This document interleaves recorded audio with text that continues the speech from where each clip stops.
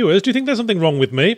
Rhetorical question, hands down please. I ask because my favourite kind of gameplay is ball-busting difficulty, and all my favourite story-based games seem to be miserable and depressing. In fact, what might as well be my favourite game ever is both ball-busting and miserable. Not that having your testicles mangled should ever give one cause for optimism, but you get my point. And then there was that time I shat all over Ori and the Blind Forest for pulling a happy ending out of its arse and giving me misery blue balls. But balls aside, I checked over my childhood for some kind of trauma that might explain this, and I couldn't find one in any of the memories I hadn't suppressed. So am I just a fundamentally negative person? Is that why I've spent the last 10 years swearing and talking about my balls for a living? Well, who can say, but things might be changing because I actually quite like Cuphead, and it's not miserable at all. It's a bright, cartoony, upbeat romp. It is, however, so ball-bustingly hard that you'll be jizzing ball shrapnel for weeks. And having said that it's cartoony and upbeat, its premise admittedly is that you're crippled with gambling debts and now have to collect from fellow debtors or be murdered by Satan. See, the rub is that Cuphead is retro style, but not in the usual sense, i.e. pixels the size of Plymouth. It's deliberately fashioning itself after retro animation in the style of Max Fleischer or very early Disney, and pulls that off with quite remarkable success. The film grain, the scratchy audio, the big brass band soundtrack, the fluid, exaggerated animation where characters all move like warmed-up gummy worms caught in the spokes of a bike. It all feels so bloody authentic. And most importantly, what a lot of people forget about early cartoons, here we very unsubtly waggle our eyebrows at Epic Mickey's forgotten gravesite, is that they could be really fucking dark. See, back then it wasn't generally understood that kids needed to have their delicate sensibilities protected, as odds were pretty good they were all going to die in a European trench war before they turned 18 anyway. So thematically, cartoons were lighter on wholesome lessons about friendship and heavier on skeletons and racism. So there's something overtly sinister about Cuphead, which might be from subtly wrong things, like the drinking straw in our character's head. I mean, the teacup head thing I buy, but who the fuck drinks from a teacup with a straw? That's just pushing it. But I think it's the overall scratchy look and feel that makes me think the little girl from The Ring could push out of the screen at any moment and start making comical trombone noises. This surreal, almost elegiac atmosphere pairs remarkably well with the relentless difficulty. This is a world where every inanimate object has angry eyes, gyrates constantly like it's busting for a piss, and desperately wants you dead. Which is just as well because you'll have obliged them several hundred times before the game is done. Gameplay-wise, the closest comparison I can think of is Fury, in that the game consists mainly of a string of multi-stage boss fights with elements of bullet hell, in which you must balance pouring damage into the enemy against avoiding the damage that pours out of them. The difference is, in Fury you had a big sword and a mysterious backstory and could regain health from therapeutically twatting people, while in Cuphead you have a cup for a head that can take a total of 3 hits before it shatters as assuredly as 'twere pushed off desk by the naughty cat of archetype, and you have to start again. There's also a fairly centralised 2-player co-op mode I'm in two minds about. On the one hand, it seems like it'd be dramatically easier, since you're doing twice the damage with twice the targets, and one player can even save another player from death. That seems weighed excessively against the lonely saddos of the world, whose best friends and sex partners are attached to the ends of their wrists. But then again, it means you have to keep track of a few more of the several hundred moving objects on screen at any one time, so maybe it balances out. And besides, a proper bollock tussler of a challenge is something to be enjoyed like a fine wine. And personally, I wouldn't drink from a glass of wine with another person. That seems like a good way to make a mess and engender unwanted sexual tension. The secret of enjoying gonad-distressingly hard games is to not give up, because I guarantee you'll find 100 things to complain about while you're struggling with a boss. Like how you die 50 times fighting, say, a giant hole punch with angry eyes, before you finally squeak past its first 2 stages with 1 health left, whereupon the hole punch turns into a fucking Power Shred 64 CB paper shredder, and you die instantly to its innovative jam blocker technology. It can seem very unfair that you've worked so hard to memorize the best way to avoid the first 2 stages attacks, only for them to be replaced by completely different attacks that you must now figure out in your estimated 12 nanoseconds of remaining life or start all over again. The music's pissing you off and your eyes hurt, and that fucking pirate has twice as much health as every other boss, I fucking swear. And you're pretty sure you're going to write down some very harsh swear words when you come to do the review, but then all of a sudden you enter a sort of cosmic state of hyper-awareness and beat the boss perfectly. And it's like someone's lifted a whale off your lower back and you just feel serene until the game grades you with a C-. But honestly, stick your grades up your ass, Cuphead. I'm happy, and I won't have to beat my kids tonight. See, if I'd stopped because I was frustrated or because I should have walked the dog 2 hours ago, I'd only have been left with bad feelings and a pissy carpet. I'd have gone to bed that night with that fucking music stuck in my head and woken up the next morning with teeth marks all over my pillow, mattress, and spouse.